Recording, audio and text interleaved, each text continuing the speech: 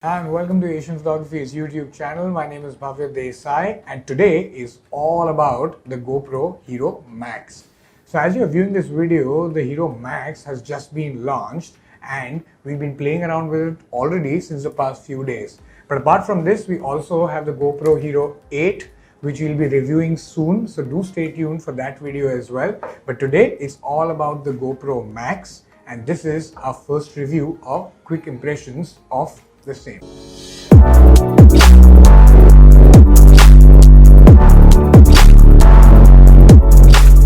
With the Max, GoPro has now actually upped its game from the last outing, which was the GoPro Fusion. And now, in this case, the Max offers a lot of features that the Hero lineups earlier used to have, and adding a 360-degree angle or a camera view to this.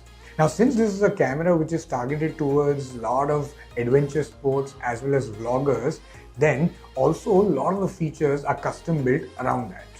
So what's new in the Max that a lot of the users who are already using action cameras will find interesting? The first thing are the two cameras which is on either side of the Max. Now these are powered by a 16.6 megapixel sensor, and these are the two cameras which allow it to shoot 360-degree spherical video. Apart from this, these two lenses are 26 degrees wider as compared to the Hero 8 lineup as well, and this is now being called what is the Max Super View as opposed to the GoPro Super View, which is featured in all of the other Hero lineups. The Max also features time warp in 360-degree as well as the Hero mode, and if you see both of these lenses, they're actually spherical and they protrude out of the camera, which to me personally feels that they are slightly prone to scratches or accidental fall. But GoPro has given these hard cases which to protect them, which you put them on, and they ideally should protect these protruding lenses much better. The Max is also powered by the GP1 chip, which has been around since the Hero 6 Black Edition. Apart from this, the Hero 8 introduced the inbuilt mounting systems, or mounting fingers as they are called, and the Max also now has them. This means that there are no protective cases which is going to come with the Max as well, which in recent times have been really common with most of the GoPros that we see. Another thing that's new is that the Max now features 6 microphones around all sides of the camera. This is to provide crystal clear audio, and you also have the option to have a single directional audio experience when you are in the Hero mode in order to capture sound coming from either of the sides. So one of the good things that a lot of the GoPro users will be very happy about is the new battery lock system. So the battery lock system now features this red color underneath, which shows you whether the battery case is properly locked or not. Apart from this, it also features a much bigger battery, which is around 1600 mAh, considering that it has a much wider 16:9 aspect ratio screen powering behind the camera. When it comes to the picture shooting mode, the Max shoots at a ratio of 4:3, and under which it provides you with two perspectives. First is the wide perspective, which uses the 16mm lens, and in the Max Super View, it will actually drop down to 13mm to give you a much wider and a broader view of the picture being shot. As you can see, we've shot this picture in both of these perspectives, and you can see how much of a difference that makes to either of the shots that you might shoot. Apart from this, when it is shooting the 360-degree photo, then it uses it 18 megapixel, and in-camera stitching happens, which brings it to a 16.6 megapixel photo. In other case, there is a new mode which is in the Max, which features a super pano mode, which has not been available before in any of the Hero lineups as well. In this mode, the camera shoots a 270-degree photo, which is shot at a 6.2 megapixel resolution in order to provide you with an extra wide panoramic picture. But let's be honest, you don't actually use a GoPro a lot to shoot still photos. Basically, you use it to do a lot more adventurous videos. And when it comes to videos, one of the biggest dampeners that I thought was that the Max can't shoot in 4K. So the max it can shoot up is in 4:3 format is at Quad HD, which is 1440p and up to 60 frames per second.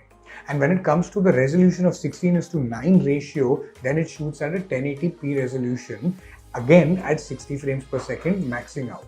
Now this frame rate means that it will not shoot native slow-mos as well, but like some of the other older GoPros, what it does is it shoots videos and then slows it down at 2x to provide slow-mo videos for viewing. So when it comes to the video shooting mode, it actually gives you 4 different settings under which videos can be shot under both 16:9 as well as the 4:3 ratio. Now this drops down to as narrow as 27 mm and can go up to 13 mm, which is the super max wide video is what GoPro calls it. Apart from this, when you talk about the 360-degree video shooting capability, this is where the GoPro really outshines everything else that is in the market. It shoots the 360-degree video at 6K resolution and then drops it down to capture and provide a 5.6K resolution video, which looks really stunning and breathtaking.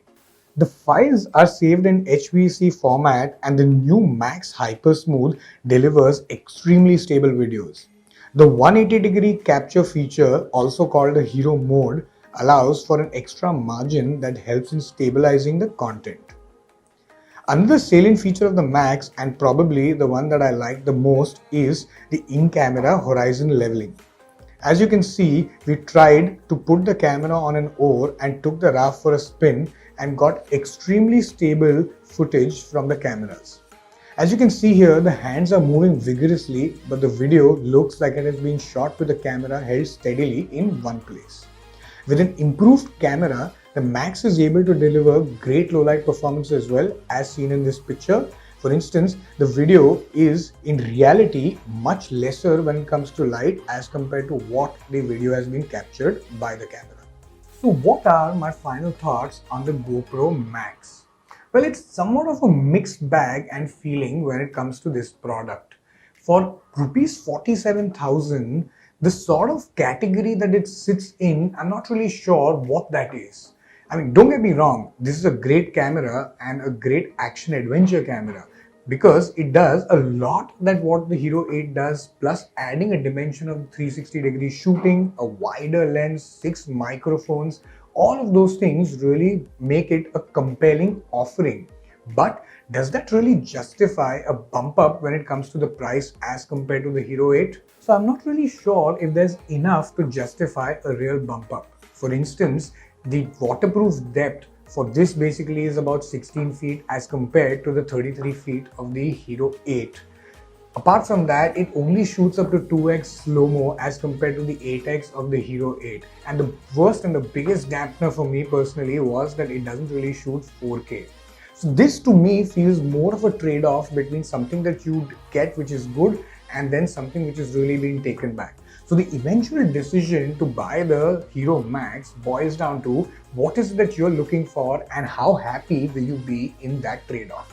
For example, if you're a person who's looking for an adventure which really looks to give you a 360-degree viewing angle, which gives you a small wider perspective as compared to the Hero as well, and apart from that, few other features, then probably the Max is a very good option for you. But if you're looking for something which really is a good and recognized product and don't really want to really use a little bit of those extra features, then this might not be the right product for you. So if you like this video, then make sure that you like, share and subscribe to our channel. Also follow us on our website asianphotographyindia.com, on Instagram, Facebook, Twitter, everywhere. Apart from this, you can also look for a lot more information on our magazine as well. And until next time, happy viewing.